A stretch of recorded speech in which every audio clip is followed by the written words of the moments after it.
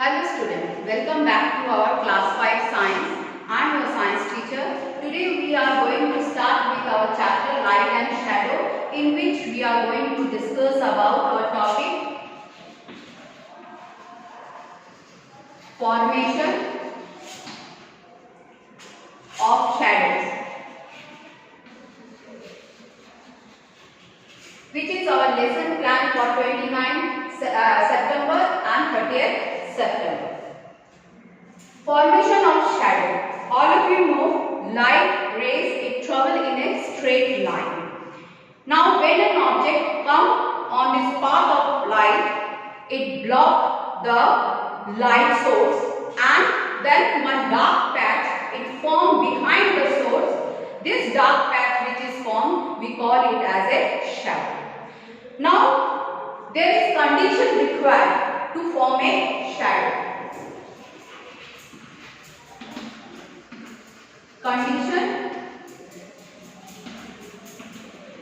required to form shadow. Now there is three conditions which is required to form a shadow. First condition which is required to form a shadow is your light source.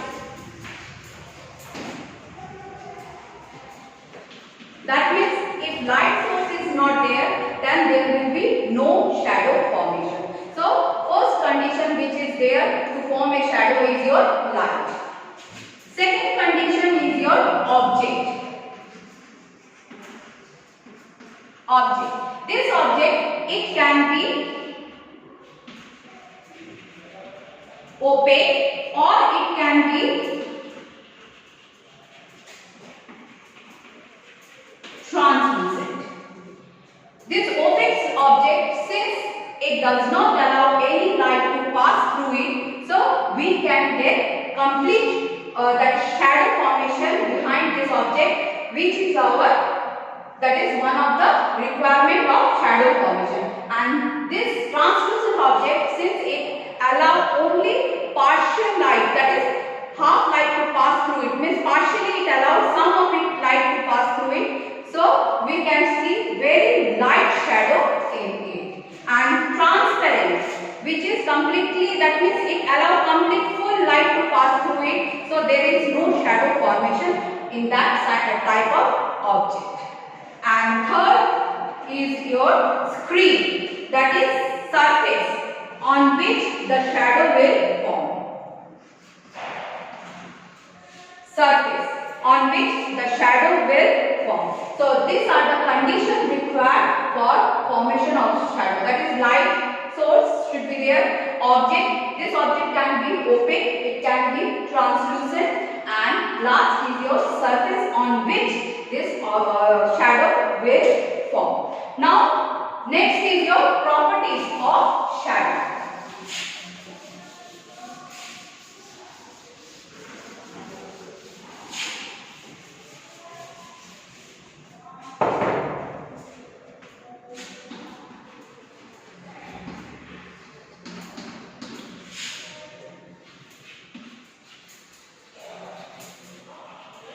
Properties of shadow.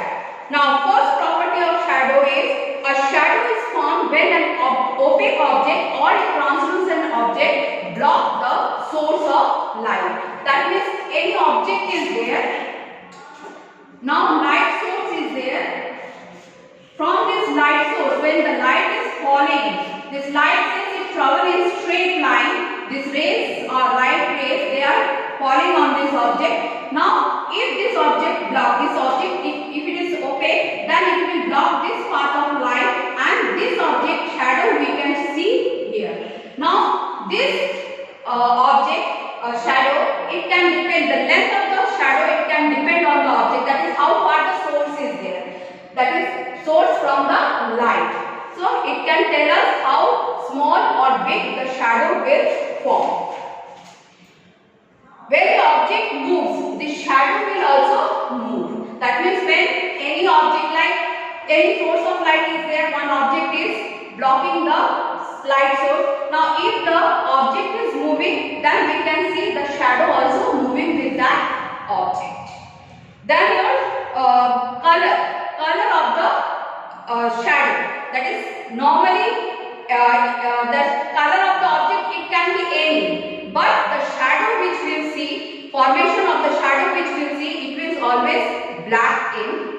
that is dark. So shadow is always black in color irrespective of any color of the object. So this is your properties of shadow. So I think all of you understood how this formation of shadow takes place.